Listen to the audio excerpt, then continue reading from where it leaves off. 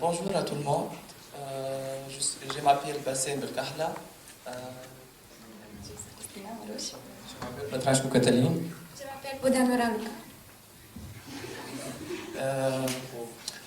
En fait, on a choisi le thématique éducation et pédagogique parce qu'elle permet aux utilisateurs parce qu'elle permet de faciliter l'apprentissage pour les enfants qui ont des difficultés et même pour les parents.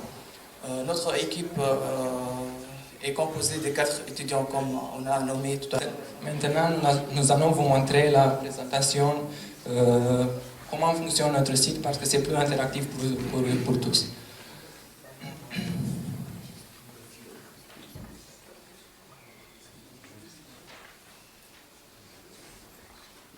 Okay.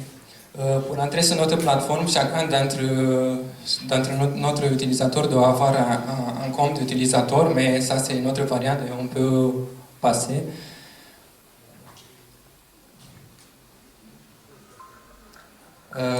Ça c'est le page de home ou de maison et on a divisé. Nous avons recherché un peu et nous avons trouvé quelques sites similaires et nous voulons ici la facilité de notre site. Par exemple, les articles pour les parents et aussi nous pouvons utiliser notre site sur le téléphone et d'autres. Comme une innovation, notre idée c'est d'aider les enfants avec les problèmes de développement et aussi dans le même temps s'amuser un peu si c'est possible. L'objectif principal c'est de donner la possibilité de jouer aux enfants ainsi ayant des problèmes de santé. Et pour le futur, nous voulons faire une partie avec les activités interactives pour les enfants. Est-ce que c'est vous qui avez créé les petits jeux pour les enfants? Excusez-moi? Est-ce que c'est vous qui avez créé les petits jeux qu'on a vus tout à l'heure? Non, c'était difficile de faire ça. Juste, on a créé un lien entre notre site et le site de Radio-Canada. C'était difficile de faire ça. Mais pour l'avenir, j'espère qu'on va faire ça. Alors, juste pour présenter cette équipe, donc, dont le projet s'appelle Application Automédication, il y aura Diana Scourtou, Christina Gavanesca, Alexandra Stat, Philippe Petrescu et Andy Boruana. Gavanescu. Bon courage. Nous sommes Andra, Andy, Diana et Philippe. Nous sommes étudiantes à la faculté d'ingénierie en langue étrangère en première année à l'Université Polytechnique de Bucarest. Et aujourd'hui, on va vous présenter un projet qui est lié sur une thématique actuelle dans nos jours, la médecine et l'espace virtuel. On va commencer avec une question. Est-il possible d'accéder à l'information en temps réel? Est-il possible d'accéder rapide l'information vraie? Pour répondre à ces questions, vous pouvez voir nos présentations en continuation. Bonjour, maintenant je vais vous présenter le schéma fonctionnel qui est original et facilement visible. Le schéma a 4 composantes, comme peut voir la source de courant, les portables, un routeur qui va donner la connexion Internet et les plateformes qu'on va trouver notre application.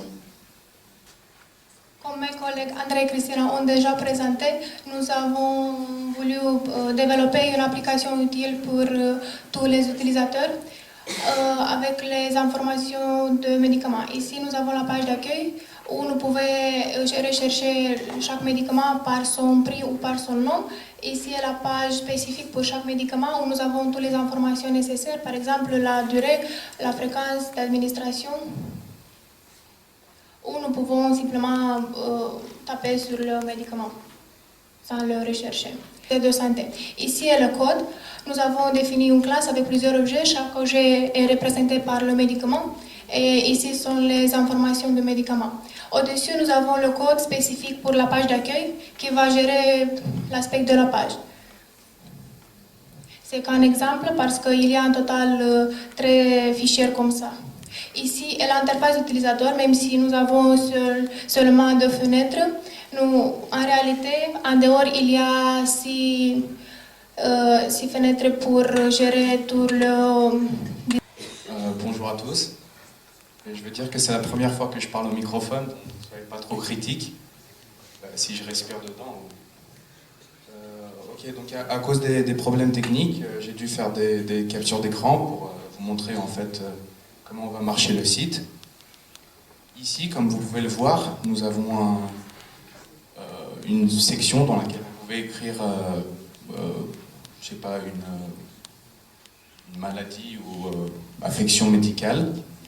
Après avoir entré ces mots-clés, vous allez recevoir des résultats. Au moment où vous sélectez un résultat, vous allez être redirectionné sur la page du médicament et vous allez avoir des informations comme les indications, le dosage, les contre-indications. Ok, maintenant on va parler un petit peu de ce qui est derrière toute cette application. Ça c'est SQL, c'est une base de données.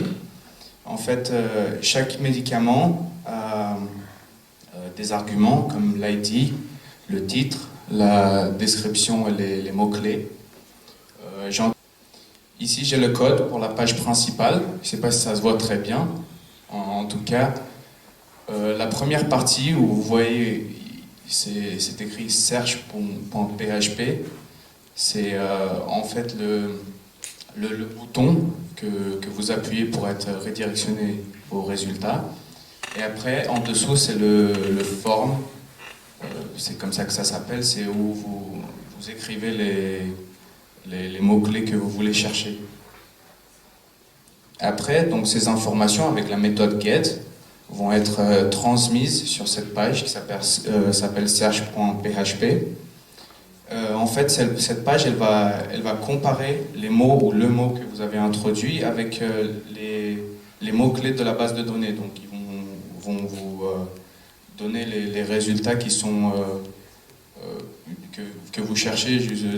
En tenant compte du résultat final et en l'analysant, nous pouvons dire que nous avons atteint tous les objectifs que nous avions initialement proposés. Étant donné que les tâches ont été terminées avant la date limite, nous sommes complètement satisfaits de ce que nous avons obtenu. JavaScript, CSS et utiliser Xcode et SQL. En plus, nous devons mettre au travail l'esprit d'innovation pour avoir un projet unique et très utile.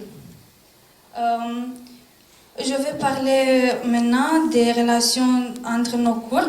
Est-ce que c'est important le travail de TSTC en rapport avec les autres? Oui, c'est très important.